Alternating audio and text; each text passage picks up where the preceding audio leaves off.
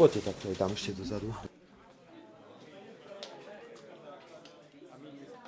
Ako predseda strany, ktorá vyhrala voľby, sa budem legitímne uchádzať o pozíciu predsedu vlády a všetko záleží od pani prezidentky. Ja neviem, čo urobí pani prezidentka. Neviem. Budeme tu pekne, slušne, na smere. Dáme si zajtra obed a budeme čakať na telefonát pani prezidentky.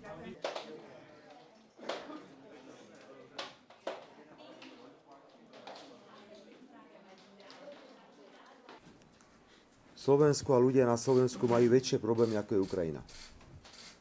To je všetko, čo môžem povedať v tomto okamihu. My si myslíme, že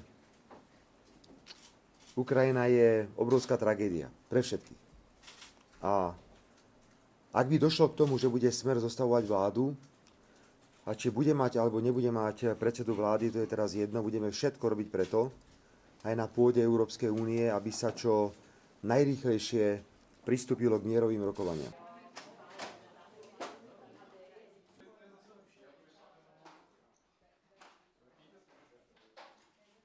Mne sa veľmi nepáči, že Európska únia nemá na niektoré veci vlastný názor. Že je vo vleku Spojených štátov amerických. To sme stále opakovali. Nepáči sa nám, že Európska únia nie je mierový projekt. Nepáčia sa nám aj iné veci, ktoré budeme komunikovať, ale na tom, ako je Slovensko zakotvené, sa nebude meniť nič. Ani milimeter. Ako na tom nie je absolútne žiadny dôvod.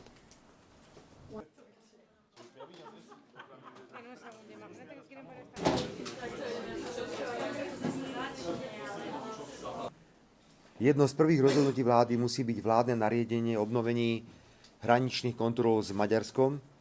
A áno, povedal som to a stojím si za tým, nebudú to pekné obrázky. Bude treba použiť aj silu na to, aby sme vyriešili problém s migrantmi.